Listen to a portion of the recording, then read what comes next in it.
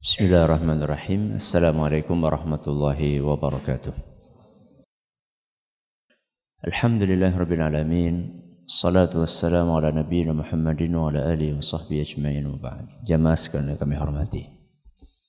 Ngaji, belajar agama, sinau Al-Qur'an. Itu jalan kebaikan atau keburukan? Jalan kebaikan. Setiap orang yang meniti jalan kebaikan pasti ada pihak-pihak yang tidak suka. Pasti ada pihak-pihak yang tidak berkenan. Dan dia akan terus berusaha untuk menggoda kita meninggalkan jalan kebaikan tersebut. Menggoda kita untuk menyimpang dari jalan kebaikan tersebut. Siapakah dia? Dia adalah setan.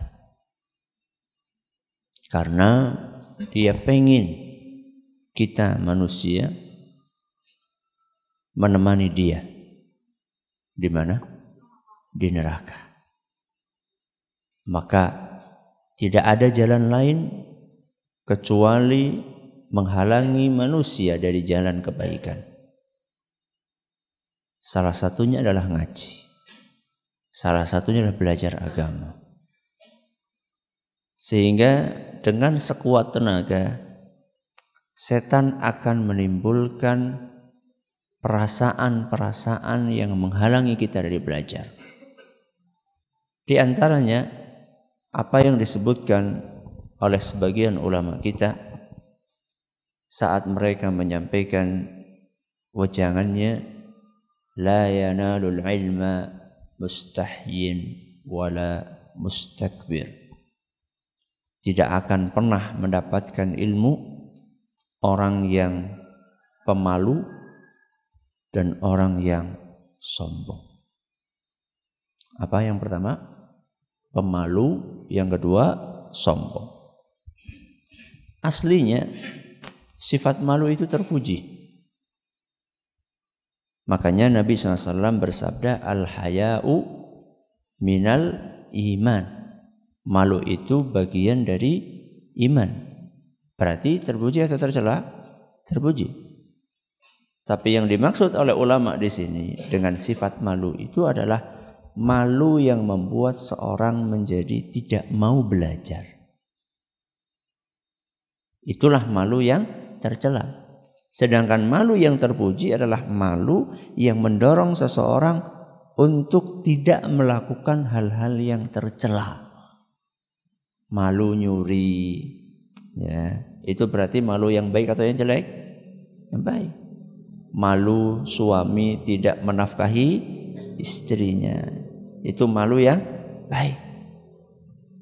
Malu seorang anak tidak berbakti kepada orang tuanya, itu malu yang baik. Malu pegawai masuk telat-telat, itu malu yang baik. Tapi malu yang tidak baik adalah malu yang menghalangi seseorang dari jalan-jalan kebaikan. Kok kenapa orang ngaji? Isin lah, wis tua. Ini malu yang baik atau yang jelek? Yang jelek. Yang kedua, sombong. Oh, masa aku lebih senior harus belajar sama yang junior? Aku anaknya wis papat loh, kok nikah beurung. Masa saya suruh belajar sama kamu?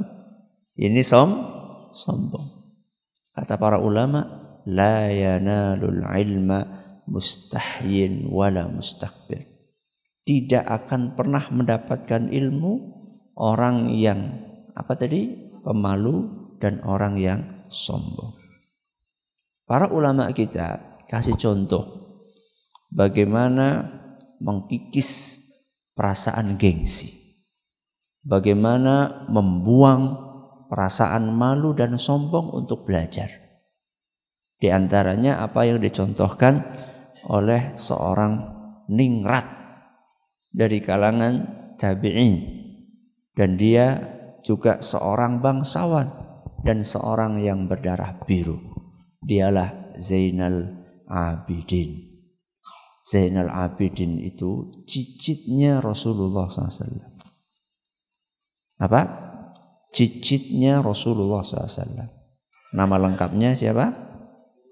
Ali bin Husain bin Ali bin Abi Thalib. Siapa? Ali bin Husain bin Ali bin Abi Thalib. Kenapa jadi cicitnya Rasulullah SAW? Karena Husain adalah cucunya Rasul. Dari mana? Sebab Ali bin Abi Thalib nikah dengan putrinya Rasul SAW. Sinten? Fatimah. Ali bin Abi Thalib nikah dengan putrinya Rasul. Sinten wau? Fatimah. Terlahirlah Husain, Hasan dan Husain. Nah, Husain ini punya anak, salah satunya namanya Ali. Ali bin Husain bin Ali bin Abi Thalib. Nah, Ali bin Husain bin Ali bin Abi Thalib itu biasa mendapatkan gelar Zainal Abidin. Zain itu artinya hiasan. Al-Abidin orang-orang yang ahli ibadah. Kenapa mendapatkan gelar Zainal Abidin? Karena dia adalah ahli ibadah yang sangat tekun. Ya. Ali bin Husain bin Ali bin Abi Thalib atau Zainal Abidin. Ini kan ningrat. Ini kan bangsawan. Ini kan orang yang berdarah biru. Dia itu dari suku Quraisy. Suku Quraisy itu adalah suku yang paling ningrat di antara bangsa Arab. Bukan hanya dari suku Quraisy, Zainal Abidin. Dia ini cicitnya siapa? Rasulullah SAW. Berarti berdarah biru. Maksudnya, ya, ningrat. Ya, sudah bangsawan, ningrat, dan dia juga seorang yang alim. Akan tetapi keningratannya Zainal Abidin, kebangsawanannya Zainal Abidin ini tidak menghalangi beliau untuk mau duduk di pengajian. Diceritakan bahwa di Masjid Nabawi itu banyak majelis. Banyak pengajian. Banyak orang ngumpul. Begitu Zainal Abidin masuk, dilihat ada kumpulan orang-orang Quraisy, ada kumpulan ini. Semuanya dilewati sama beliau. Beliau menuju majelisnya seorang yang bernama Zaid bin Aslam. Siapa? Zaid bin Aslam. Dia lewati semua majelis itu. Lewati langsung menuju ke majelisnya Zaid bin Aslam. Siapa Zaid bin Aslam? Budak hamba sahaya. Secara strata, ya, secara kasta, budak itulah kasta yang paling rendah. Sedangkan Zainal Abidin kastanya paling tinggi. Tapi dia rela untuk duduk di majelisnya Zaid bin Aslam yang dia seorang budak yang kastanya menurut ukuran manusia rendah. Walaupun dia Zainal Abidin adalah orang yang kastanya tinggi. Zaid bin Aslam duduk di atas kursi. Sedangkan Ali bin Husain bin Ali bin Abi Thalib alias Zainal Abidin duduk di lantai. Ya. Dia hilangkan perasaan gengsi tersebut. Karena dia tahu Zaid bin Aslam adalah seorang ulama. Zaid bin Aslam adalah orang yang layak diambil ilmunya. Karena ilmunya mumpuni. Sehingga Zainal Abidin tidak lagi melihat kasta. Tidak lagi melihat, oh itu bukan ningrat, oh itu kastanya rendah, stratanya rendah dalam masyarakat. Enggak. Dia kikis kesombongan, perasaan malu, gengsi dari dalam hatinya. Buang semuanya. Saya ingin belajar. Saya ingin mendapatkan ilmu dari seorang ulama.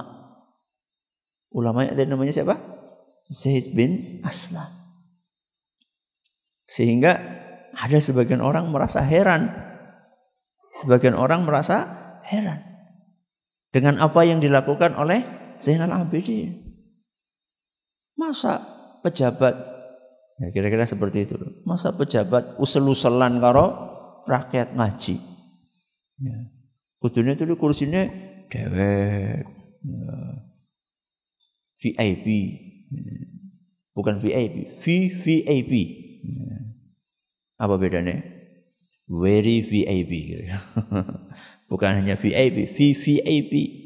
Harusnya kan dipisah gini. Kenapa kok usel-uselan, desak-desaan sama yang lain, kanan kirinya entah siapa? Maka ditanya beliau, kenapa engkau lakukan ini?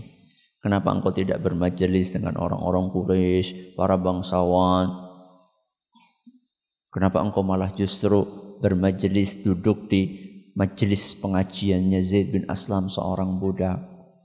Maka beliau menyampaikan sebuah nasihat yang harus kita ingat dan kita jadikan sebagai pedoman dalam kehidupan kita. Apa kata beliau?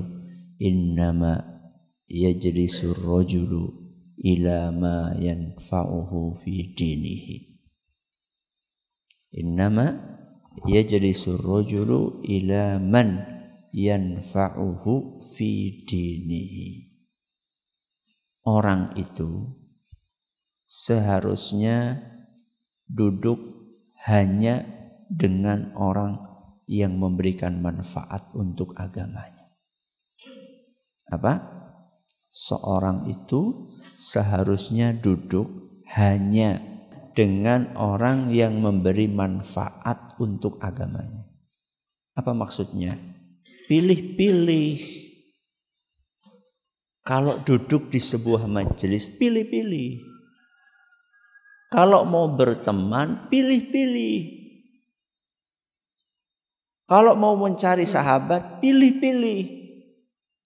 Berdasarkan apa? Berdasarkan apa? Berdasarkan manfaat yang akan dia dapatkan. Manfaat apa? Duit apa? Maunya karo kae ditraktir terus Ustaz, mulanya aku betah karo kae. Bukan. Manfaat agama. Apa itu manfaat agama? Ya tadi, kalau saya duduk di sana dapat ilmu, itu namanya manfaat agama.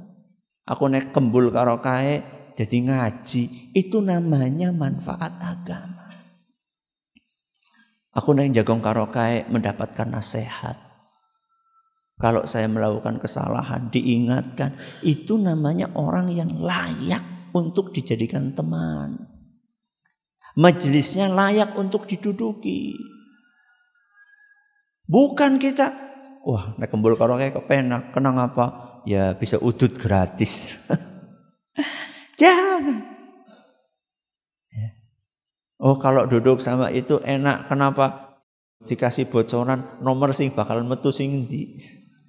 La ilaha illallah. Ini bukan teman yang layak untuk dijadikan teman. Ya. Innama yajlisur rajulu ila man yanfa'uhu fi dinihi. Seseorang itu seharusnya hanya duduk, hanya berteman dengan orang yang bisa memberi manfaat untuk agamanya. Pelajarannya apa? Jangan gengsi belajar agama. Mengapa gengsi belajar agama? Apa alasannya? Sudah tua. Justru wis tua wis perek pacule. Siap-siap. Ya, justru karena sudah tua itu siap-siap arep mati. Cari bekal sebanyak-banyaknya. Terus apa alasannya? Bangsawan, berdarah biru, Raden, Roro. Ya. Lebih tinggi siapa sama Zainal Abidin? Enggak ada apa-apanya. Ya. Zainal Abidin yang ningrat, yang bangsawan saja mau duduk bukan hanya di majelisnya sembarang, bukan hanya di majelisnya orang biasa, tapi budak. Ya.